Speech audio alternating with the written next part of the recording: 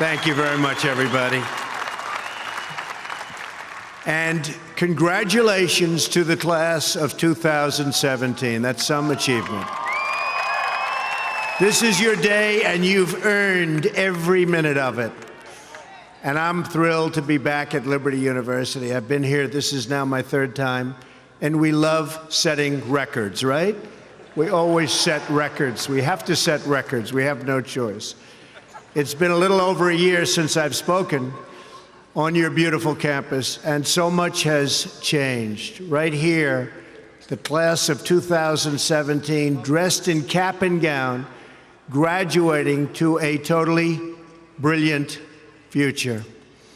And here I am, standing before you as President of the United States. So I'm guessing there are some people here today who thought that either one of those things, either one, would really require major help from God.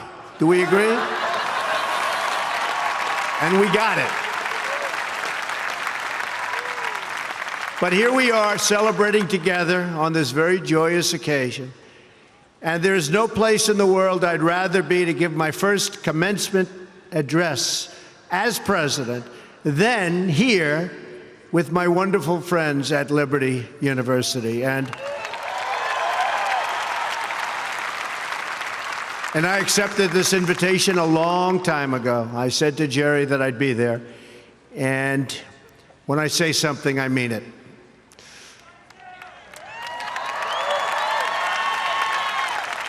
I want to thank President Jerry Falwell and his incredible wife, Becky. Stand up, Becky. For their kind words, their steadfast support, and their really wonderful friendship.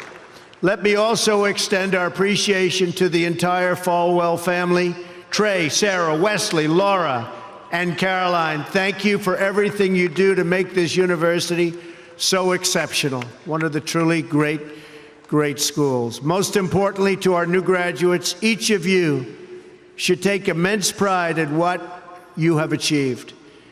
There's another group of amazing people we want to celebrate today, and they are the ones who have made this journey possible for you.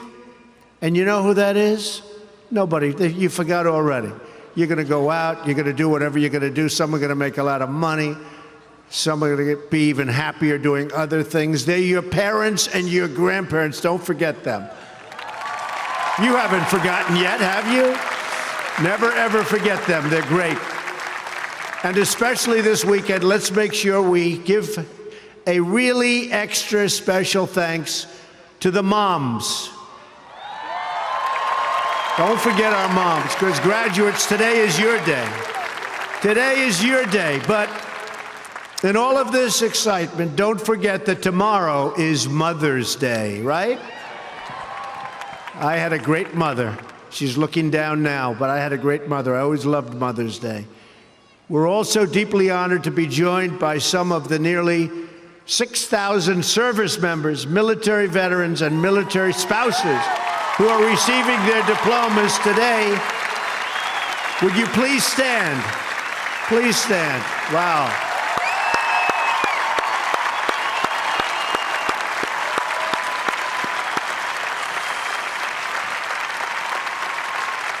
That's great. Thank you very much. Great job. We're profoundly grateful to every single one of you who sacrificed to keep us safe and to protect God's precious gift of freedom. It is truly a testament to this university and to the values that you embrace that your graduating class includes so many patriots who have served our country in uniform. Thank you very much. To the class of 2017, today you end one chapter, but you are about to begin the greatest adventure of your life. Just think for a moment of how blessed you are to be here today at this great university, living in this amazing country, surrounded by people who you love and care about so much.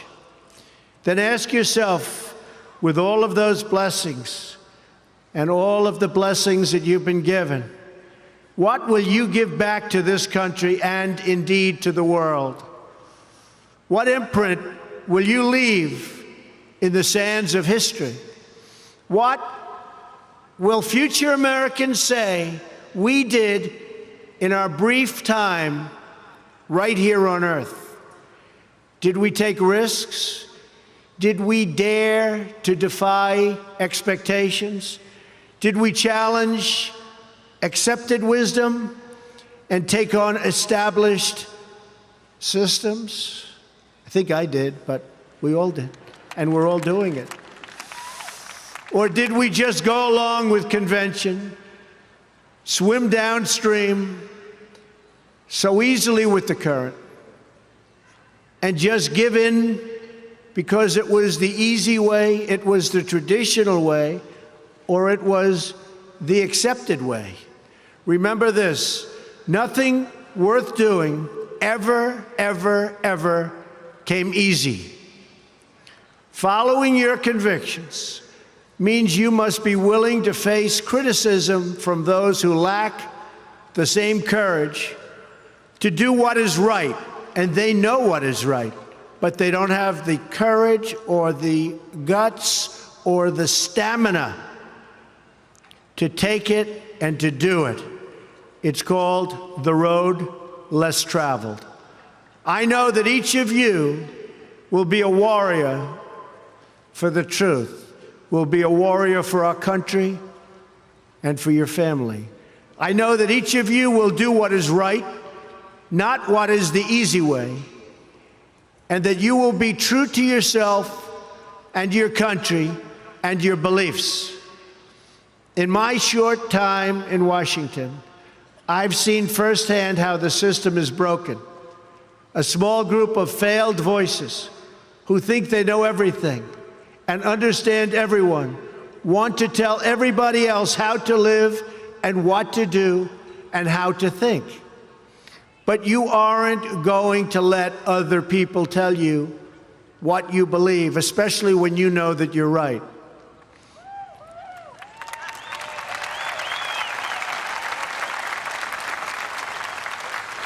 And those of you graduating here today who have given 500,000 hours of charity last year alone, unbelievable amount of work and charity, and few universities or colleges can claim anything even close. We don't need a lecture from Washington on how to lead our lives. I'm standing here looking at the next generation of American leaders. There may very well be a president or two in our midst. Anybody think they're going to be president? Raise your hand. In your hearts are inscribed the values of service, sacrifice, and devotion. Now you must go forth into the world and turn your hopes and dreams into action. America has always been the land of dreams because America is a nation of true believers. When the Pilgrims landed at Plymouth, they prayed. When the founders wrote the Declaration of Independence, they invoked our Creator 4 times. Because in America, we don't worship government, we worship God.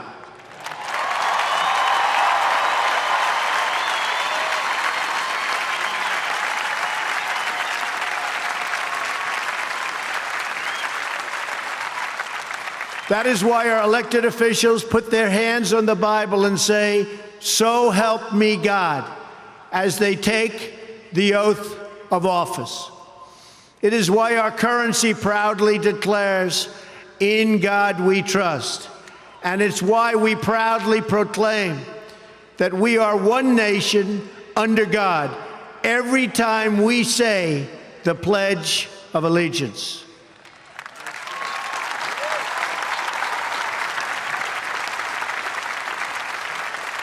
The story of America is the story of an adventure that began with deep faith big dreams and humble beginnings. That is also the story of Liberty University. When I think about the visionary founder of this great institution, Reverend Jerry Falwell Sr., I can only imagine how excited he would be if he could see all of this and all of you today, and how proud he would be of his son and of his family. In just 2 days, we will mark the 10th anniversary of Reverend Falwell's passing. And I used to love watching him on television, hearing him preach. He was a very special man. He would be so proud, not just at what you've achieved, but of the young men and women of character that you've all become. And Jerry, I know your dad is looking down on you right now, and he is proud. He is very proud. So congratulations on a great job, Jerry. Reverend Falwell's life is a testament to the power of faith to change the world, the inspiring legacy that we see all around us in this great stadium.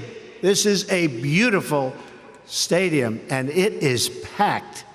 I'm so happy about that. I said, how are you going to fill up a place like that? It is packed, Jerry. In this beautiful campus, and in your smiling faces, but it all began with a vision. That vision was of a world-class university for evangelical Christians. And I want to thank you because, boy, did you come out and vote, those of you that are old enough. In other words, your parents. Boy, oh boy, you voted. You voted. No doubt many people told him his vision wasn't possible, and I am sure they continued to say that so long after he started, at the beginning with just 154 students. But the fact is, no one has ever achieved anything significant without a chorus of critics standing on the sidelines explaining why it can't be done. Nothing is easier or more pathetic than being a critic, because they're people that can't get the job done. But the future belongs to the dreamers, not to the critics. The future belongs to the people who follow their heart no matter what the critics say, because they truly believe in their vision. At Liberty, your leaders knew from the very beginning that a strong athletic program would help this campus grow so that this school might transform more lives. That is why a crucial part of Reverend Falwell's vision for making Liberty a world-class institution was having a world-class football team, much like the great teams of Notre Dame. Great school, great place. In fact, Vice President Mike Pence is there today, doing a fabulous job, as he always does.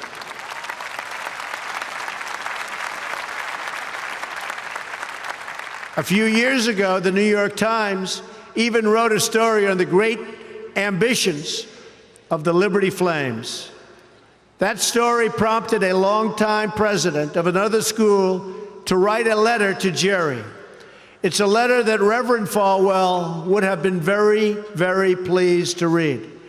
Jerry tells me that letter now hangs in the wall in the boardroom of your great university. It came from the late Father Theodore Hesper, who was the beloved president of the University of Notre Dame 35 years ago. Like this school's founder, he was a truly kind-hearted man of very, very deep faith. In the letter, Father Hesper recalled that Notre Dame's own meteoric rise from a small Midwestern school to a national football powerhouse. And then he wrote something so amazing and generous. He wrote, "I think you are on that same trajectory now, and I want to wish you all the best and encourage you from the starting and from being able to start. very small, and arriving in the big time. Thanks to hard work, great faith, and incredible devotion, those dreams have come true. As of February of this year, the Liberty Flames are playing in the FBS, the highest level of competition in NCAA football. Don't clap. That could be tough. Don't clap. That could be tough. I'm a little worried. I don't want to look at some of those scores here. Jerry, are you sure you know what you're doing here? Those other players are big and fast and strong, but I have a feeling you're going to do very well, right? From the most humble roots, you've become a powerhouse in both education and sports. And just wait until the world hears the football teams you'll be playing on your schedule starting next season.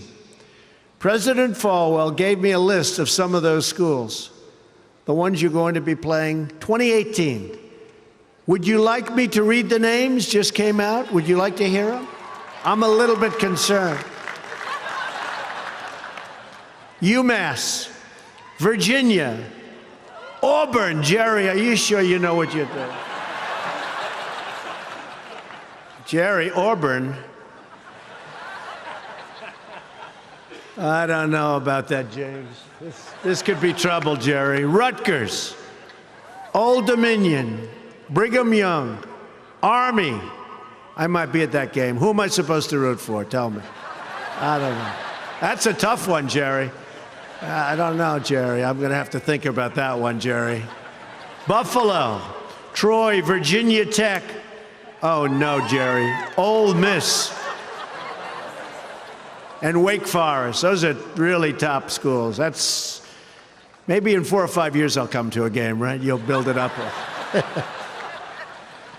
Well, good luck. The success of your athletic program arriving on the big stage should be a reminder to every new graduate of just what you can achieve when you start small, pursue a big vision, and never, ever quit. You never quit.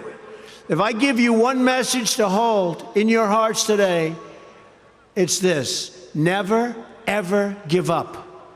There'll be times in your life you'll want to quit, you'll want to go home. You'll want to go home perhaps to that wonderful mother that's sitting back there watching you and say, Mom, I can't do it. I can't do it. Just never quit. Go back home and tell Mom, Dad, I can do it. I can do it. I will do it. You're going to be successful. I've seen so many brilliant people. They gave up in life. They were totally brilliant. They were top of their class. They were the best students. They were the best of everything. They gave up. I've seen others who really didn't have that talent or that ability, and they're among the most successful people today in the world because they never quit and they never gave up. So just remember that. Never stop fighting for what you believe in and for the people who care about you. Carry yourself with dignity and pride. Demand the best from yourself, and be totally unafraid to challenge entrenched interests and failed power structures. Does that sound familiar, by the way? The more people tell you it's not possible, that it can't be done, the more you should be absolutely determined to prove them wrong. Treat the word impossible as nothing more than motivation. Relish the opportunity to be an outsider. Embrace that label. Being an outsider is fine. Embrace the label, because it's the outsiders who change the world and who make a real and lasting difference. The more that a broken system tells you that you're wrong, the more certain you should be that you must keep pushing ahead. You must keep pushing forward. And always have the courage to be yourself. Most importantly, you have to do what you love. You have to do what you love.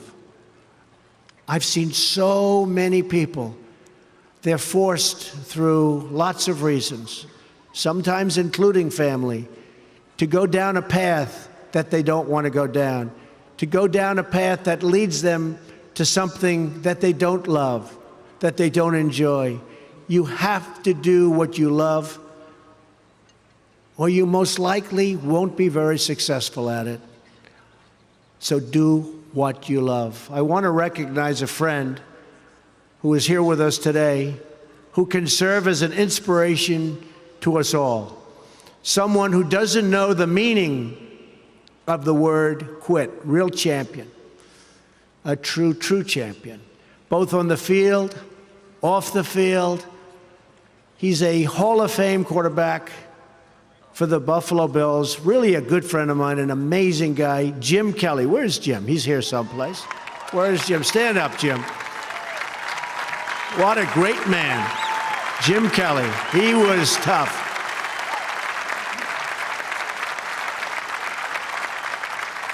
Jim, do you have any idea how much money you'd be making today? They'd hit Jim, it was like tackling a linebacker. They'd hit Jim, 4 guys, 5 guys that weighed 320, and he'd just keep going down the field. He was much more than a quarterback. He had tremendous heart, and he knew how to win. Jim is tough, and his toughest fight of all was that he beat cancer not once but twice.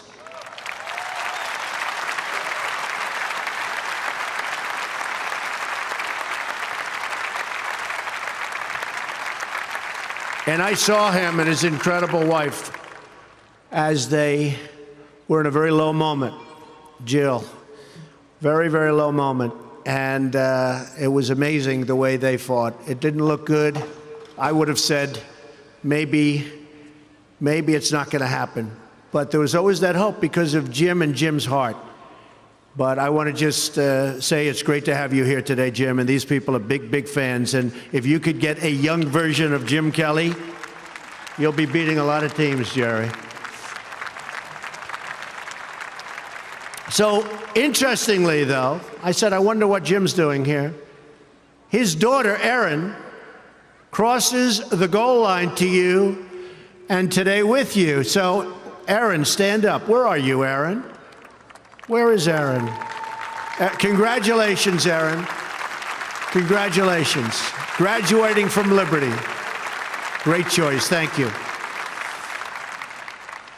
Liberty University is a place where they really have true champions. And you have a simple creed that you live by, to be really champions for Christ.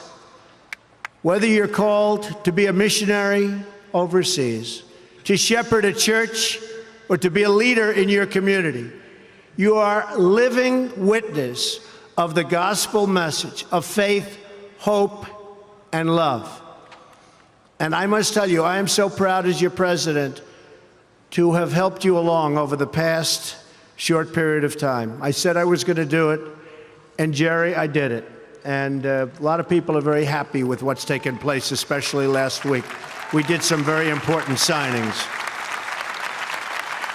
Right, James? Very important signings. America is better when people put their faith into action. As long as I am your president, no one is ever going to stop you from practicing your faith or from preaching what's in your heart.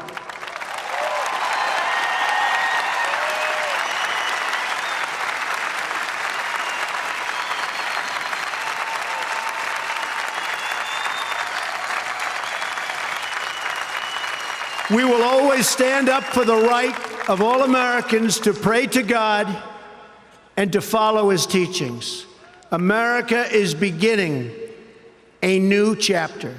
Today, each of you begins a new chapter as well. When your story goes from here, it will be defined by your vision, your perseverance, and your grit. That's a word Jim Kelly knows very well, your grit. In this, I'm reminded of another man you know very well and who has joined us here today. His name is George Rogers, Liberty University CFO and Vice President for a quarter of a century. During World War II, George spent 3.5 years as a prisoner of war. He saw many of his fellow soldiers die during the Bataan Death March. He was the victim of starvation and torture as a prisoner of war.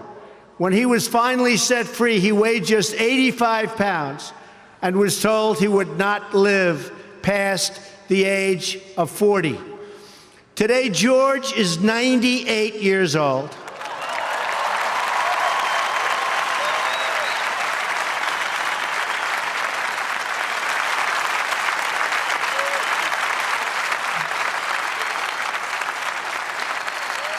Great.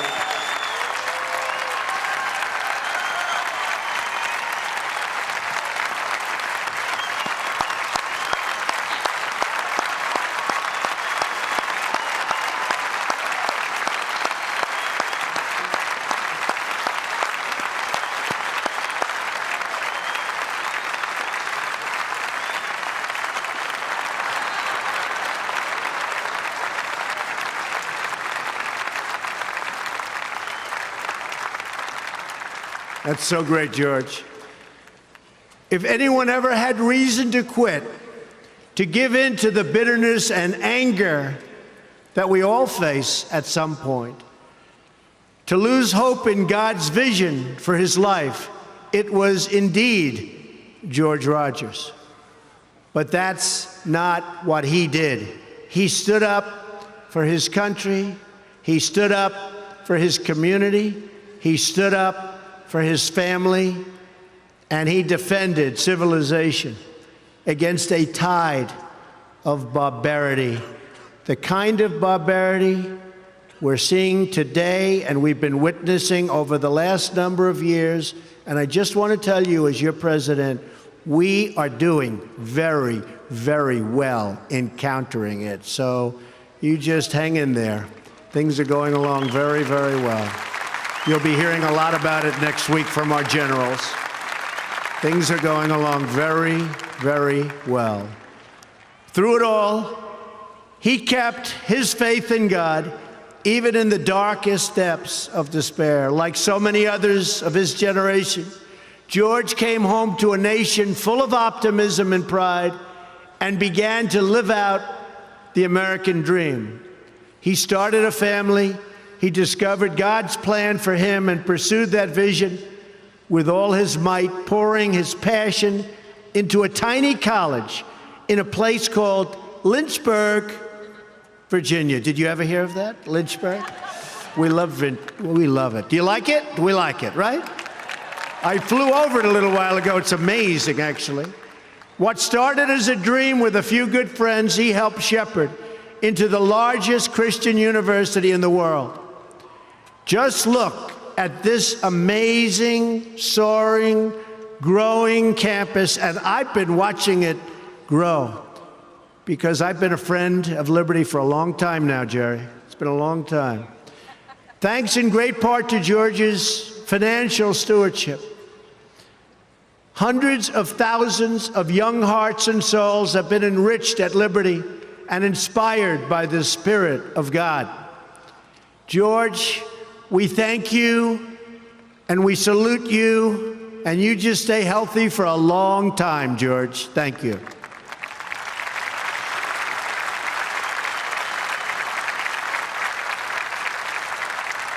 Now it falls on the shoulders of each of you here today to protect the freedom that patriots like George earned with their incredible sacrifice.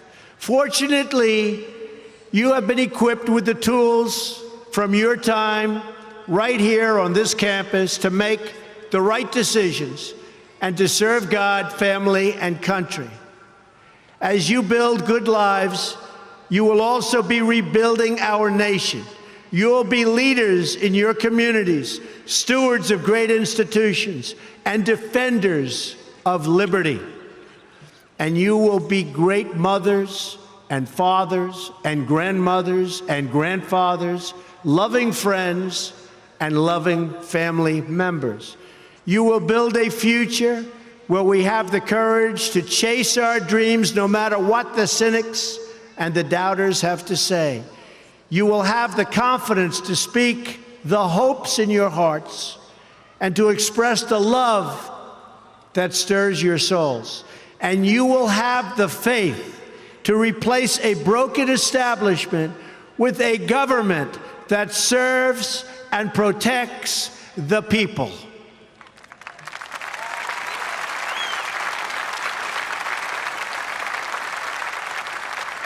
We must always remember that we share one home and one glorious destiny.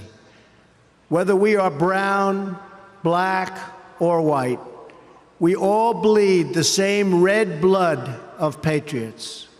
We all salute the same great American flag, and we are all made by the same Almighty God. As long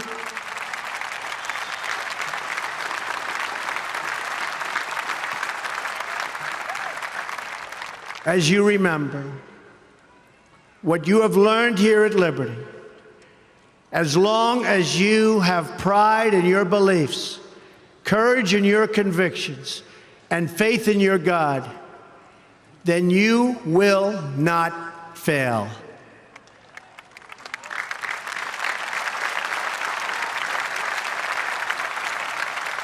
And as long as America remains true to its values, loyal to its citizens, and devoted to its Creator, then our best days are yet to come. I can promise you that.